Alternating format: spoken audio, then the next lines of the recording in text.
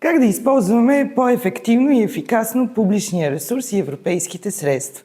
Съществуват ли механизми, чрез които публичният ресурс може да служи за привличане на частни капитали, да се рециклира и използва повторно в нови проекти, да служи за насърчаване на предприемаческата екосистема?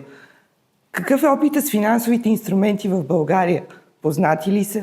Какво е свършено последните 2 програмни периода и какво е тяхното бъдеще? За тези и за други теми ще обсъдим в рамките на форум, който ще се състои на 15 и 16 май в зала Яйцето на ректората. Форумът е посветен на защита на финансовите интереси на Европейския съюз и инвестиционни възможности. Моето име е Ива Петкова, аз съм част от Фонд ФЛАГ и Фонд за устойчиво градско развитие. Ще се радвам да се присъедините към форума и да се включите в представянето на инвестиционните възможности на 16 май. Ще ви очаквам.